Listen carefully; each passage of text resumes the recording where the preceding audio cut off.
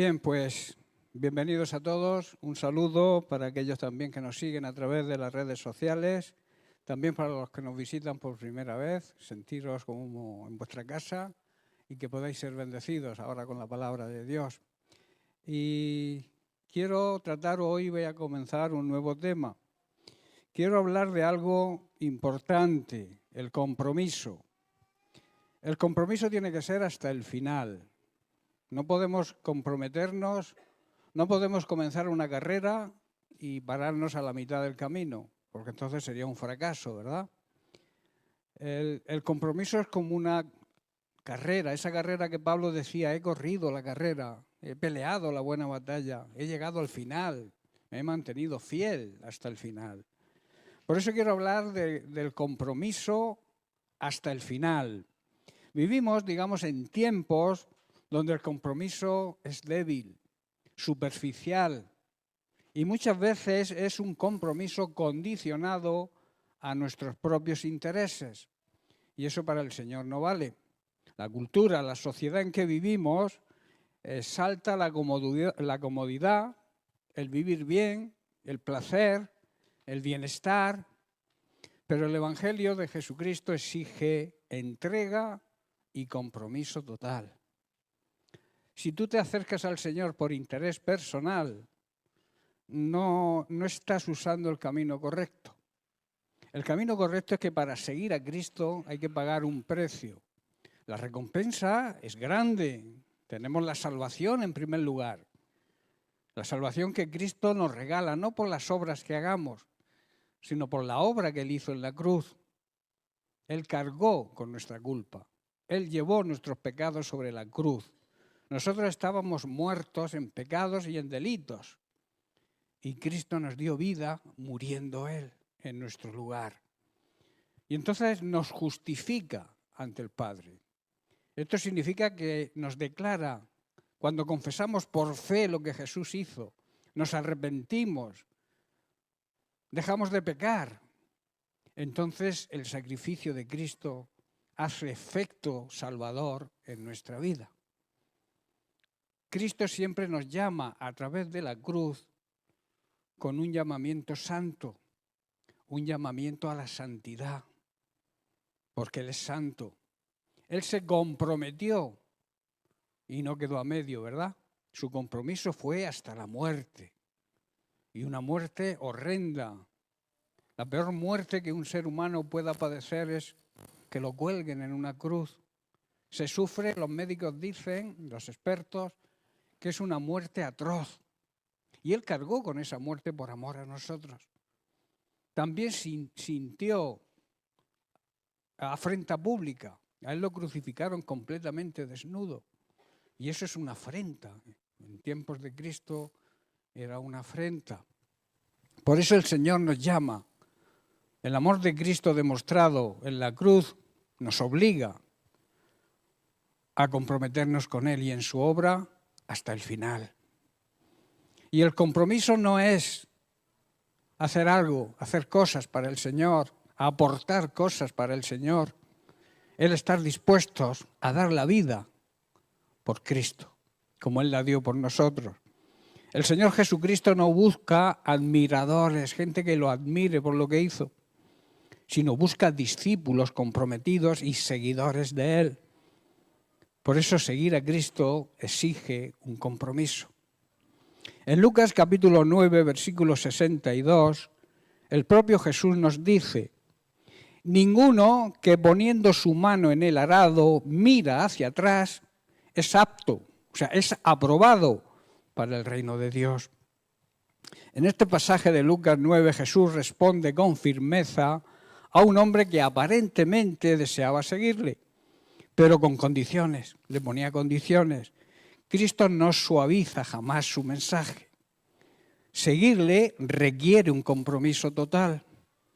Irreversible, no puedes volver atrás, y tampoco sin condiciones. No podemos ponerle condiciones al llamado de Cristo. Tenemos que responder sin condiciones. Por eso dice que el que pone la mano en el arado, esto significa el que decide seguir a Cristo, y luego mira atrás, se acuerda del mundo y lo que el mundo le ofrecía, no es apto, no es aprobado para el reino de Dios.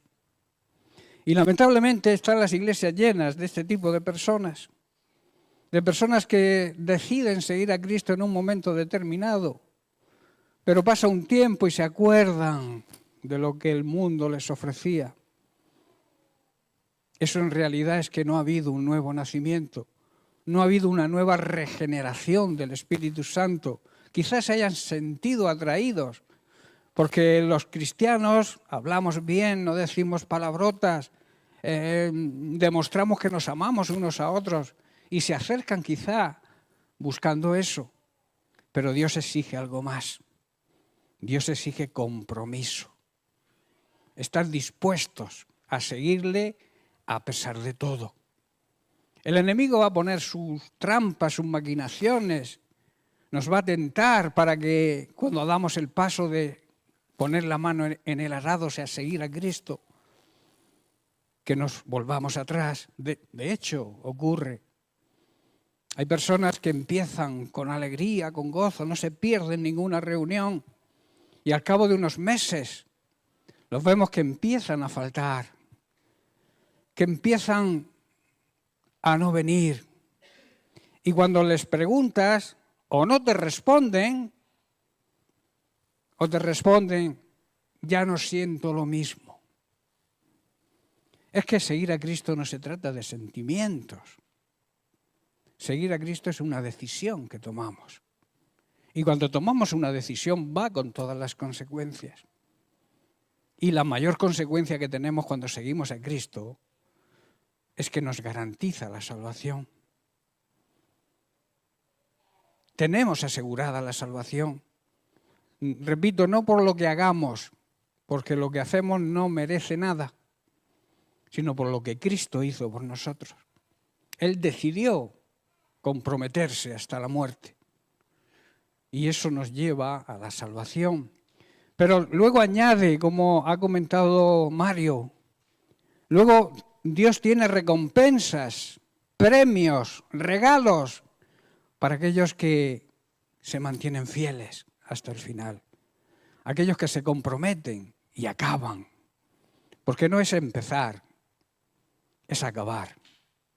Hay personas que empiezan en el Señor y acaban de nuevo en el mundo. Lo que hacían, las tradiciones, todo eso les sigue atrayendo. Y como veremos con el ejemplo del pueblo de Egipto, el pueblo de Israel cuando salió de Egipto. Por eso dice que el que pone la mano en el arado, el que decide seguir a Cristo, no puede mirar al mundo, a lo que deja atrás. Hay algunas consideraciones sobre este pasaje. Primero tenemos el llamado al compromiso, no es una opción. Me comprometo si quiero y si no, no pasa nada. Primero, repito, es una decisión y en segundo lugar es una obligación, una responsabilidad de todo aquel que se llama cristiano.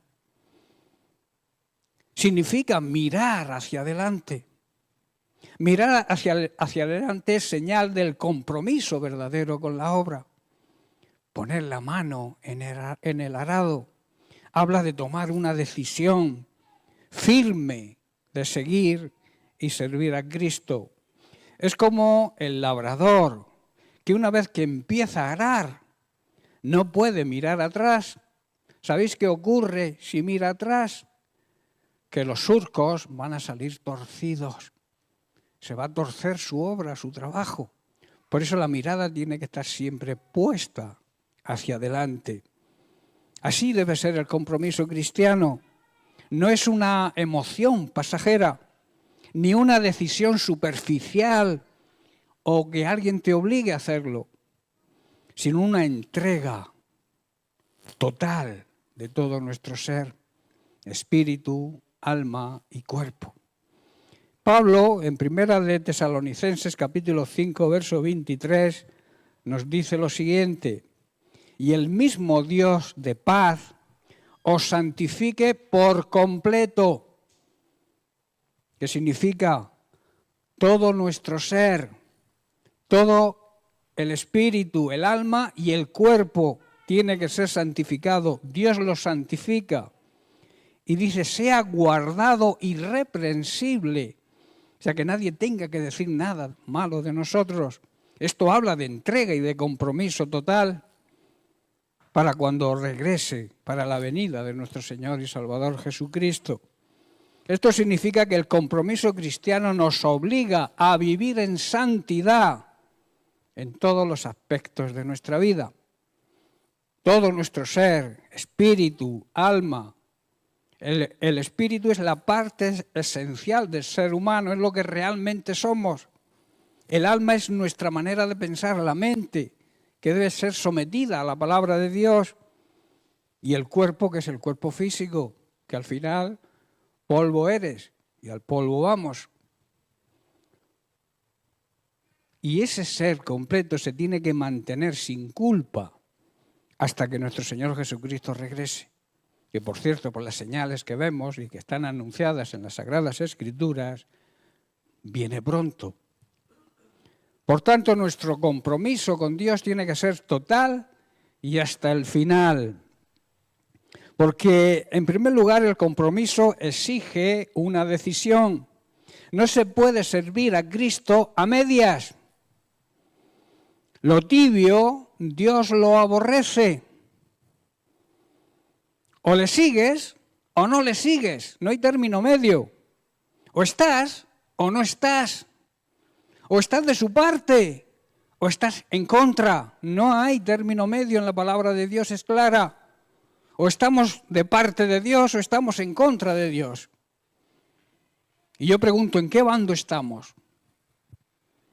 Muchos quieren a Jesús como su Salvador, pero no lo aceptan como Señor.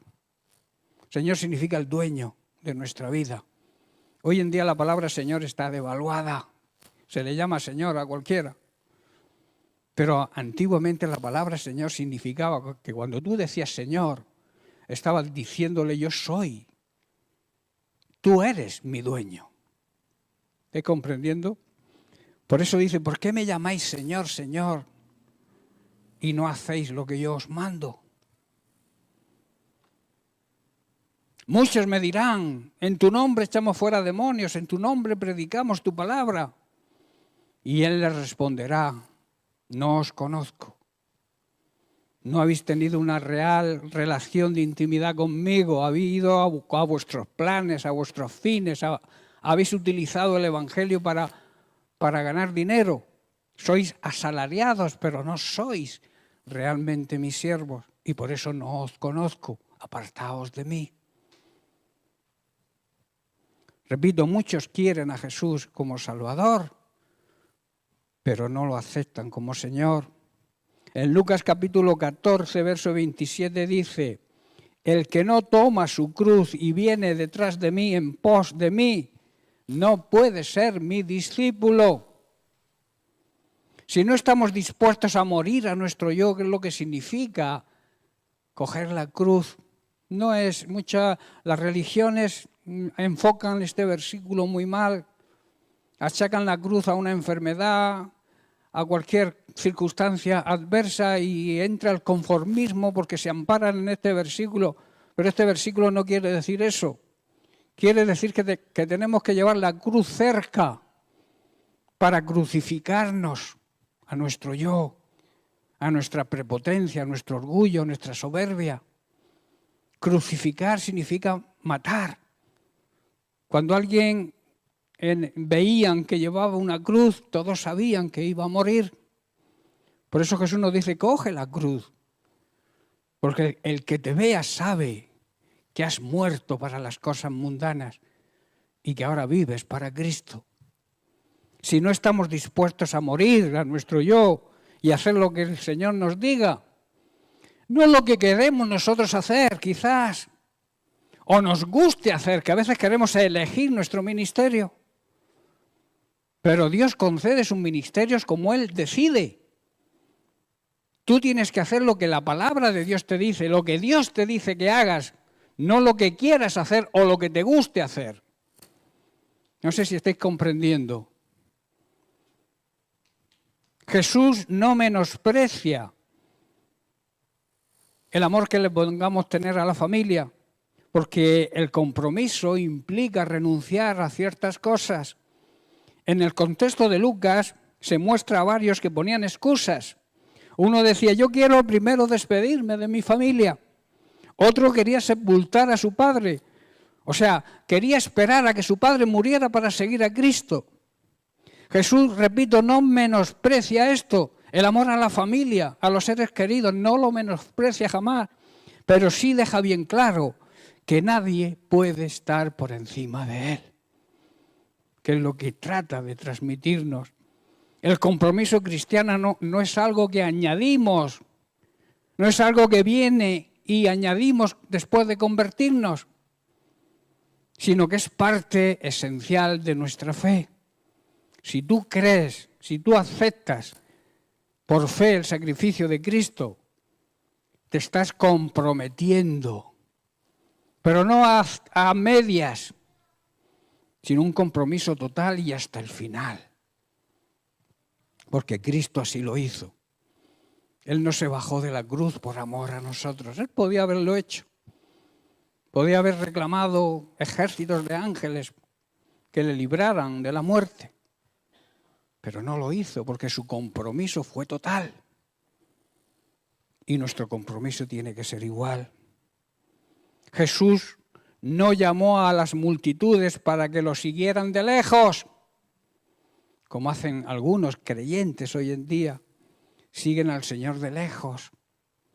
¿Y sabes qué ocurre cuando seguimos al Señor de lejos? Que no oímos su voz.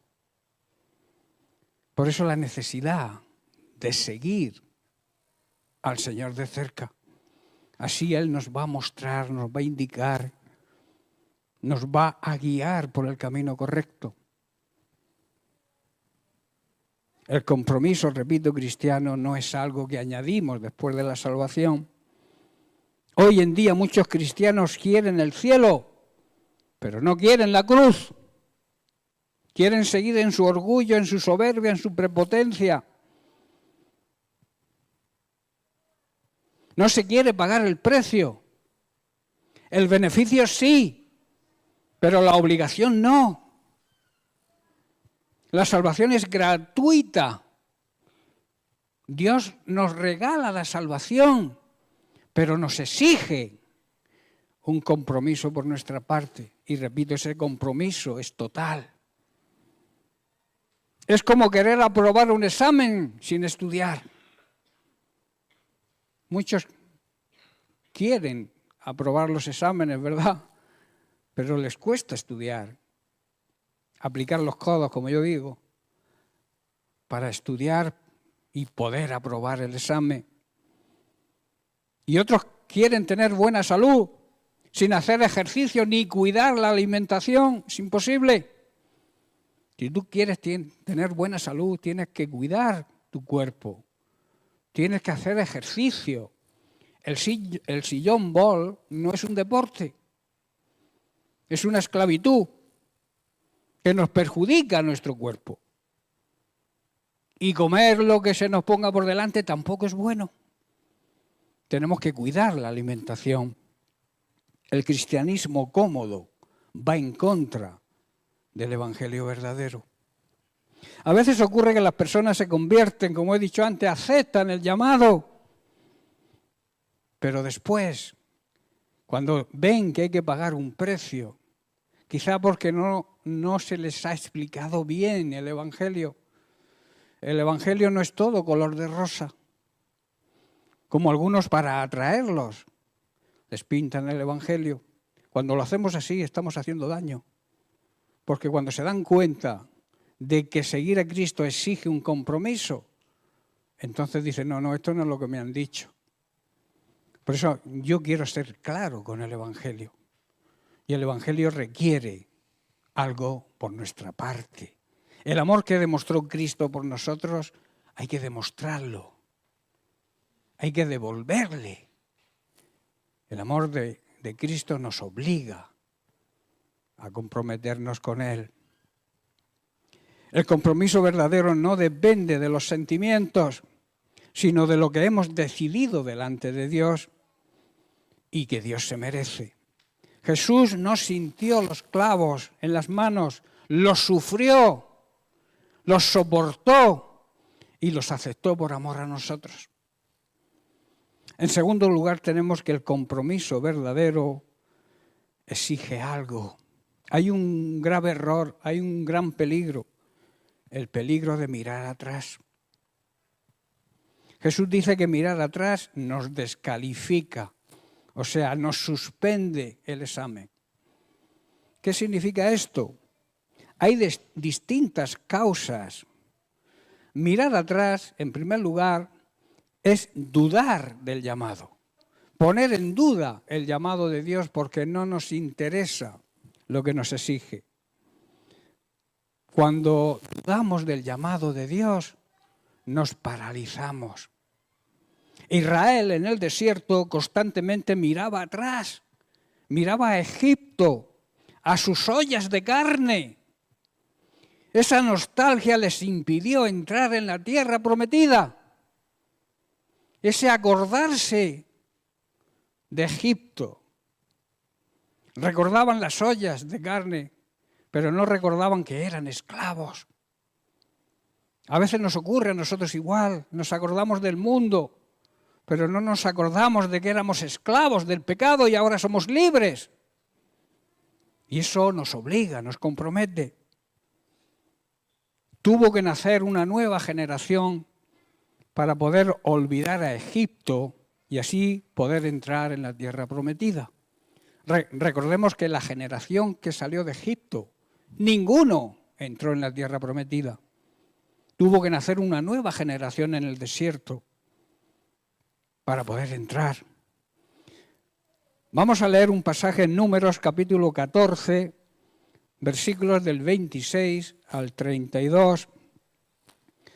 Dice así: y el Señor habló a Moisés y a Aarón diciendo: ¿hasta cuándo oiré esta depravada multitud que murmura contra mí, las querellas de los hijos de Israel que de mí se quejan? Diles: vivo yo, dice el Señor, que según habéis hablado a mis oídos, así haré yo con vosotros. En este desierto caerán vuestros cuerpos. Todo el número de los que fueron contados de entre vosotros de 20 años hacia arriba, los cuales han murmurado contra mí, vosotros a la verdad no entraréis en la tierra, por la cual alcé mi mano y juré que os haría habitar en ella, exceptuando a dos personas, recordemos, a Caleb, hijo de Jefone, y a Josué, hijo de Nun. Pero a vuestros niños, o sea, a la nueva generación que nació en el desierto, de los cuales dijisteis que serían por presa, yo los introduciré, y ellos conocerán la tierra que vosotros despreciáis. En cuanto a vosotros, vuestros cuerpos caerán en este desierto. Parece duro el Señor, ¿verdad? Pero Dios los sacó de Egipto con un propósito de que todos entraran en la tierra prometida. Pero la queja, la murmuración, el comenzar, la falta de compromiso, les impidió llegar a la meta, a la tierra prometida. Sin embargo, toda esa generación no pudieron entrar en la tierra prometida. ¿Por qué no pudieron entrar? Porque Egipto aún vivía en sus corazones. Dios no podía llevar a Canaán una generación que seguía añorando las cebollas y las ollas de carne de Egipto. Simbología de las personas que supuestamente se convierten, pero se acuerdan de lo que hacían y recibían de este mundo. Efímero, que todo lo que se recibe de este mundo es efímero, pasajero. Solo aquello que recibimos de Dios es eterno y perdurable por la eternidad. El pueblo de Israel había salido de Egipto gracias a la mano poderosa de Dios. Habían visto las plagas, habían cruzado el Mar Rojo, habían probado el maná del cielo y la bebida de agua de la roca cuando tenían sed. Sin embargo, toda esta generación no pudo entrar en la tierra prometida. ¿Por qué? Repito, porque Egipto aún vivía en sus corazones. Sabéis que Egipto simboliza el mundo, ¿verdad? Egipto en la Biblia es la simbología del mundo, del sistema mundano en que vivimos, el cual vive de espaldas a Dios. Esta historia debería llevarnos a meditar en el proceso de santificación, el proceso de nuestra renovación espiritual y la necesidad de dejar atrás nuestro Egipto particular, que no es otro que el mundo en que vivíamos antes. En esta historia vemos una generación marcada por la incredulidad. Vieron los milagros, pero seguían incrédulos. Dios los sacó de Egipto, pero Egipto no salió de ellos. En Éxodo capítulo 16, verso 3, dice, ojalá hubiéramos muerto en el desierto. Y en Números capítulo 11, verso 5 dice, nos acordamos del pescado, los pepinos, los melones, los puerros, las cebollas y los ajos. Se acordaban de lo que comían, pero no se acordaban de los latigazos que recibían. No se acordaban de que eran esclavos y que ahora Dios los había hecho libres. Este tipo de memoria selectiva es acordarnos de lo que nos ofrecía el mundo, es muy peligroso. Idealizar y recordar el pasado pecaminoso es un síntoma, es una señal de inmadurez espiritual. Aunque físicamente estemos libres, interiormente seguimos atados. Vemos también miedo en lugar de fe. En Números 13, verso 31, vemos el informe negativo de los 10 espías. Dice, no podremos subir contra aquel pueblo porque es más fuerte que nosotros.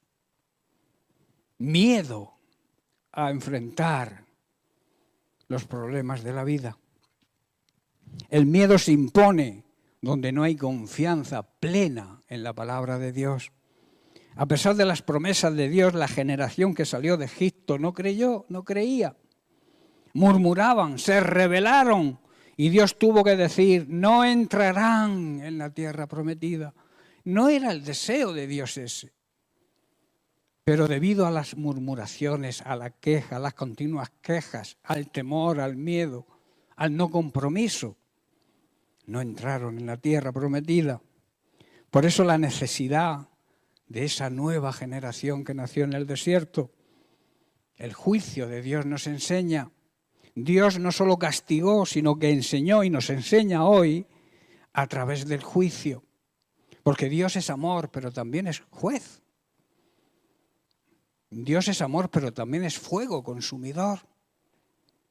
La generación incrédula fue dejando paso poco a poco a otra generación. Una generación nacida en el desierto, pero sin Egipto en la mente ni en el corazón, no conocieron Egipto. Solo con la fe y la confianza plena en la guía del Señor. Por eso el Señor les dice, pero a vuestros hijos yo los introduciré y ellos conocerán la tierra que vosotros despreciáis. Una nueva generación, los hijos nacidos en el desierto. Esto es una lección grande y una enseñanza grande para nosotros hoy. No conocieron la esclavitud, repito, ni los latigazos de Egipto, pero sí se dieron cuenta a lo largo del desierto de que Dios era fiel. Y no recordaban Egipto porque no habían estado en Egipto. Esto habla de los hijos que nacen en familias ya cristianas. Nosotros no tenemos que ser piedra de tropiezo para ellos, sino esa nueva generación que nace en familias ya convertidas. Debemos apoyarla para que siga confiando plenamente en Dios. Esa nueva generación creía en las promesas de Dios y no se acordaban del pasado, no tenían nostalgia del pasado. En la vida de todo creyente no basta con salir del mundo, hay que sacar el mundo de nosotros.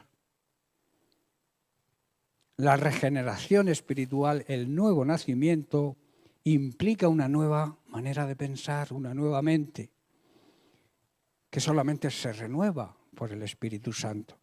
Y el Espíritu Santo empieza a morar en nosotros a partir del nuevo nacimiento, a partir de aceptar a Jesucristo como Señor y Salvador, reconocer y apartarnos de nuestros pecados, y así recibimos la misericordia de Dios. En Romanos capítulo 12, verso 2, Pablo nos dice: no os conforméis a este siglo, a este mundo, sino transformaos por medio de la renovación de vuestra mente, de vuestro entendimiento, para que comprobéis cuál es la buena voluntad de Dios, agradable y perfecta. Esto significa que no debemos imitar la conducta ni las costumbres de este mundo. Más bien debemos dejar que Dios nos transforme en personas nuevas, en nueva creación, nuevas criaturas, y nos cambie la manera de pensar. Entonces es cuando aprenderemos lo que es la voluntad de Dios, que repito, es buena, agradable y perfecta. El Egipto espiritual es símbolo del viejo hombre. Egipto representa el pecado, la vieja manera de vivir, el sistema mundano. Representa el antiguo yo, lo que yo era antes, con mi egoísmo y con mi orgullo. Y Pablo nos dice en Colosenses capítulo 3 y nos exhorta: despojaos del viejo hombre. Dejar de vivir como vivíais antes y vestíos del nuevo y vivir en la nueva criatura que somos cuando nacemos de nuevo, cuando entregamos nuestra vida a Cristo. Ya no debemos vivir como antes, debemos vivir de acuerdo a nuestra nueva identidad, ser hijos de Dios, porque todos somos creación de Dios. Dios ama su creación, pero el derecho de hijos lo da cuando reconocemos públicamente a Jesucristo como nuestro Señor y Salvador personal. Entonces nos adopta como hijos, Dios nos adopta. Tenemos el privilegio de ser hijos de Dios. Mientras que no lo hacemos, somos creación de Dios, quizás simpatizantes de Dios, pero no hijos de Dios. Hay una mentira enorme en la religión tradicional que dice que todos somos hijos de Dios. Todos somos creación de Dios y Dios ama su creación. De hecho, envió a Jesucristo por toda su creación, pero claro, con un requisito, que es aceptar por fe lo que Jesús hizo y cambiar de vida.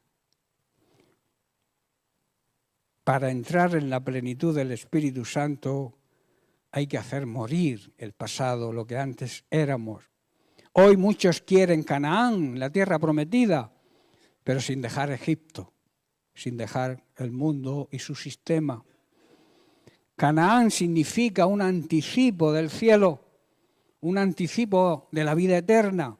Significa la vida plena y abundante del creyente que es obediente, fiel y comprometido hasta el final, aquí en esta tierra. Muchos creyentes viven estancados en el desierto espiritual porque no han dejado atrás sus actitudes y sus costumbres mundanas. Están con un pie, digamos, en la iglesia y con otro pie en el mundo. Pero Dios no acepta las medias tintas. Como dije antes, ¿estás o no estás? ¿Eres frío o eres caliente? Pero si eres tibio, te vomitaré de mi boca, dice el Señor. Por eso digo que muchos viven estancados en el desierto espiritual. No han dejado de quejarse. Toda su vida es una pura queja. Murmurar de lo que hacen los demás, murmurar de la iglesia, murmurar, criticar al pastor, criticar a los líderes porque no lo hacen como ellos quieren que lo hagan. Ellos siempre dicen, yo lo haría mejor. siguen siendo incrédulos y por consiguiente no se entregan verdaderamente a Dios y se comprometen. Por eso, para heredar las promesas de Dios, hay que nacer de nuevo. Hay que ser una nueva creación en Cristo. Jesús dijo, es necesario, le dijo a Nicodemo. No es una opción, es una necesidad nacer de nuevo. Eso significa un cambio de identidad. Dejamos de pertenecer a este mundo, de ser hijos del diablo a ser hijos de Dios. Cambiamos de identidad, cambiamos de padre. Y en Juan capítulo 3, verso 3 nos dice, el que no naciere de nuevo no puede ver el reino de Dios. Dios no hace retoques en el viejo hombre, no hace una reforma, sino que lo reemplaza por uno nuevo. O sea, derrumba toda nuestra vieja estructura, toda nuestra vieja edificación y hace un edificio nuevo en nosotros. Así como nació una nueva generación para entrar en la tierra prometida, cada creyente debe ser transformado por el nuevo nacimiento en una nueva persona. Así lo afirma Pablo en su segunda carta a los Corintios, capítulo 5, verso 17, donde dice, de modo que si alguno está en Cristo, si alguno es de Cristo, sabéis que el verbo estar y el verbo ser en inglés significan lo mismo. Y aquí también, si alguno está, si alguno es, le pertenece a Cristo, es una nueva criatura. Las cosas viejas pasaron. He aquí todas son hechas nuevas. Un corazón nuevo, hermanos. Un nuevo espíritu. Una nueva manera de ver las cosas. Una nueva manera de vivir. Lo que antes hacíamos ya no lo hacemos. Porque Dios nos ha cambiado la forma de pensar y nos ha hecho nueva creación en Cristo. Esta es la obra del Espíritu Santo. Renueva, da vida y nos prepara para que podamos alcanzar las promesas de Dios. Ahora yo pregunto, ¿y nosotros en qué generación estamos? ¿A qué generación perteneces? Son preguntas que debemos hacernos, cada uno. ¿En qué generación estoy? ¿Vivimos con la mentalidad del Egipto espiritual? ¿Vivimos con la mentalidad que teníamos antes, cuando vivíamos de espaldas a Dios? ¿O vivimos como hijos nacidos en el desierto, pero listos para heredar la promesa? ¿En qué generación estamos? Dios hoy está buscando una generación que ande y que camine en fe, que no murmure, que es el deporte nacional, que no mire atrás, que no idealice las cosas de este mundo, sino que anhele su voluntad, hacer su voluntad. Muchos no pueden avanzar porque aún Egipto, el mundo, vive en su alma. Dios no puede llevarnos a nuestro destino si no morimos y olvidamos nuestro pasado, olvidamos nuestro Egipto particular.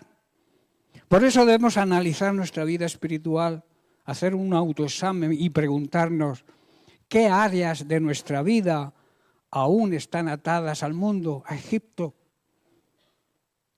Orgullo, quejas, deseos de hacer cosas que hacíamos en el pasado, idolatría, poner algo por delante de Dios. Debemos cultivar y vivir con la mentalidad del reino de Dios, claro. Para eso debemos estar llenos de su palabra, llenarnos cada día de su palabra, leyendo, meditando, estudiando su palabra, escuchando su palabra. Debemos también orar diariamente, tener comunión con nuestro Padre Celestial, pero una comunión de intimidad, no algo pasajero, liviano, sino una buena relación de intimidad con Él a través de la oración. Y por supuesto debemos caminar en obediencia y en santidad, apartados de todo pecado y de toda contaminación mundana. Debemos ser parte de una nueva generación de una iglesia renovada en su manera de pensar. Pero hay que saber que no puede renovarse si cada creyente no renueva su mente en Cristo. Por eso debemos confiar en el proceso del desierto. El desierto no es una opción, el desierto es una necesidad. Dios en el desierto no nos abandona como no lo hizo con el pueblo de Israel. Nos está formando para que podamos heredar sus promesas.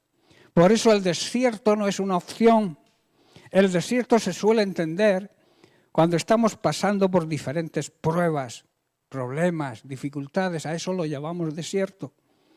Y es un lugar donde el Señor nos ministra y nos enseña a aprender que dependemos de Él. Por eso es necesario el desierto.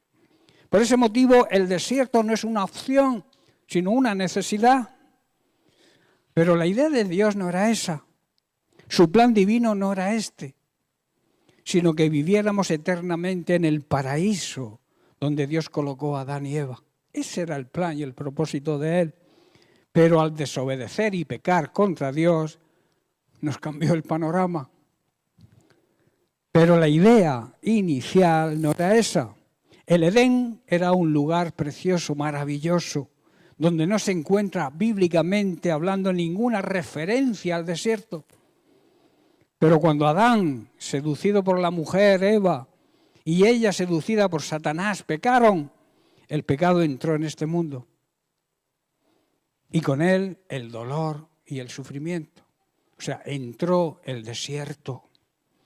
Aparece también la muerte física, como consecuencia, claro está, de la muerte espiritual que nos conduce el pecado. Y todo esto se extiende a todo ser humano. La Biblia afirma que todos somos pecadores. ¿Por qué? Porque todos nacemos con la inclinación al pecado. De ahí la necesidad del nuevo nacimiento. Veamos las consecuencias del pecado de Adán. En Génesis capítulo 3 las tenemos. Entre otras, por ejemplo, a la mujer le dijo: multiplicaré en gran manera los dolores de tus preñeces. Con dolor darás a luz los hijos. Y al hombre le dijo: por cuanto obedeciste a la voz de tu mujer y comiste del árbol que te mandé diciendo no comas de él, maldita será la tierra por tu causa. Nos transmitió la maldición. Con dolor comerás de ella todos los días de tu vida, con sufrimiento. Esto habla del desierto. Espinos y cardos te producirá y comerás plantas del campo. Y el verso 19 dice: con el sudor de tu rostro comerás el pan hasta que vuelvas a la tierra, la muerte física, porque de ella fuiste tomado, pues polvo eres y al polvo volverás. Todo esto habla de sufrimiento, habla de pruebas y son consecuencias del pecado. El pecado siempre trae dolor, hermanos, y sufrimiento. Pero Dios, que es un Dios amoroso, que sigue amándonos, desea que nos volvamos a Él mediante el reconocimiento de nuestros pecados y la aceptación de la muerte y resurrección de su Hijo Jesucristo, y recibiéndolo como nuestro Señor y Salvador personal, el Señor nos da vida. Y si nos volvemos a Dios, Dios se vuelve a nosotros. Pero el primer paso tenemos que hacerlo nosotros. Nosotros antes todos vivíamos de espaldas a Dios. Y gracias que la mayoría nos dimos la vuelta, nos volvimos a Dios. Y Él se volvió a nosotros. Por eso Isaías capítulo 41, verso 18 dice: en las alturas abriré ríos y fuentes en medio de los valles.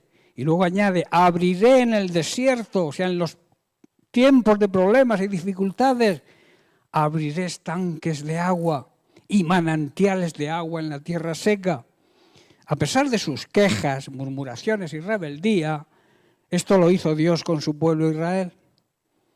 En el desierto, ¿verdad?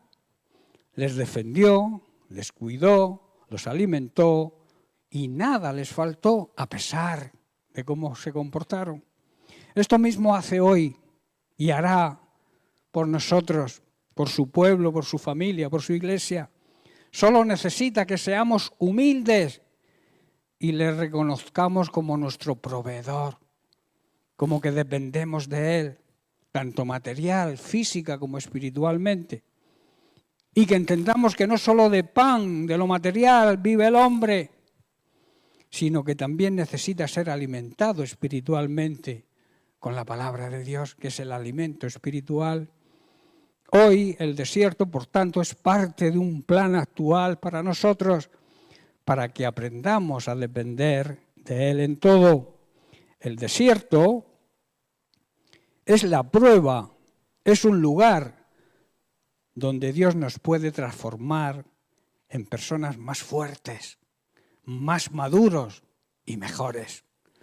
Por eso el salmista afirma en el Salmo 107, ya estoy terminando, en el versículo 107, capítulo 35, dice el salmista, vuelve el desierto, Dios vuelve el desierto en estanques de agua y tierra seca en manantiales. ¿Cómo está tu tierra? ¿Está seca? Busca el manantial de la palabra de Dios, porque hay una gran promesa. Cambiará la tierra seca, nuestro corazón duro y seco, en un manantial de vida.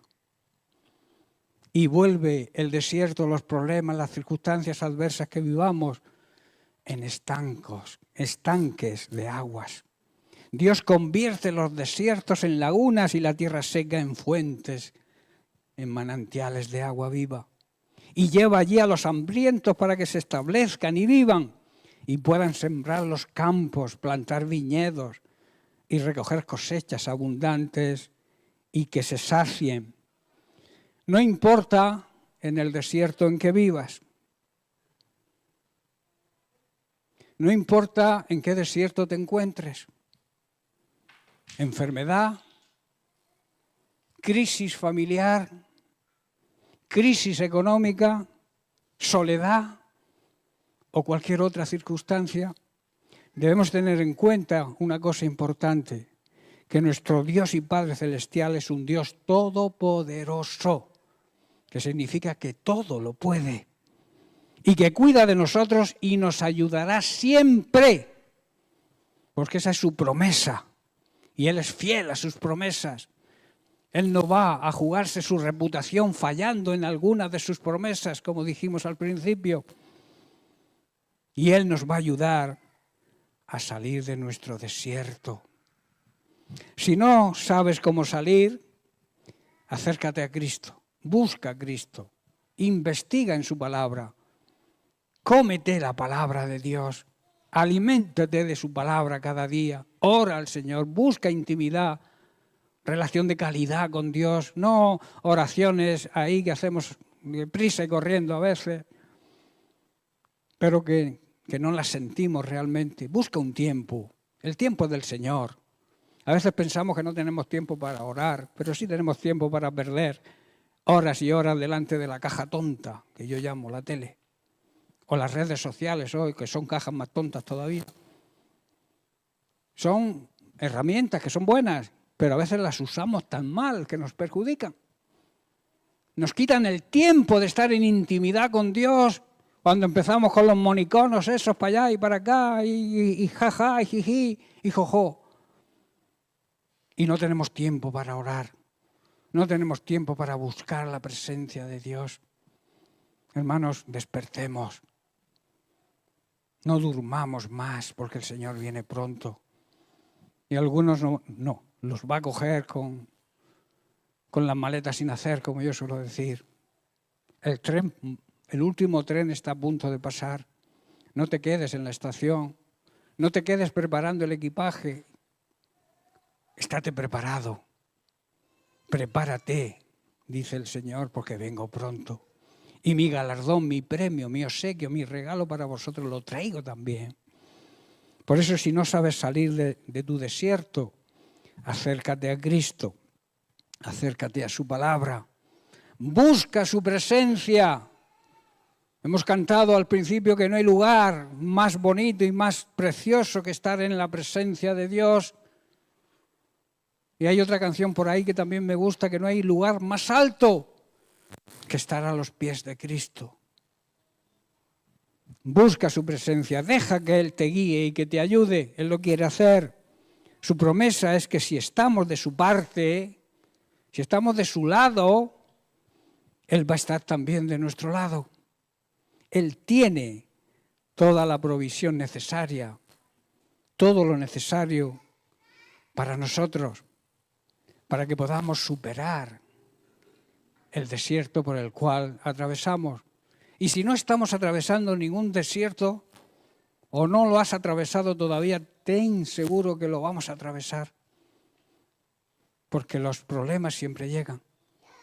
Pero hay una gran promesa de Dios, que los problemas al final se acaban, pero el amor y la misericordia de Dios jamás se acaban. Él te ama, Él nos cuida, nos protege, pero claro, nos exige compromiso. Y ese compromiso tiene que ser un compromiso total y hasta el final. Amén. Bien, pues que el Señor les bendiga. Seguiremos la semana que viene con otras formas de ver lo que significa mirar atrás. Que Dios les bendiga.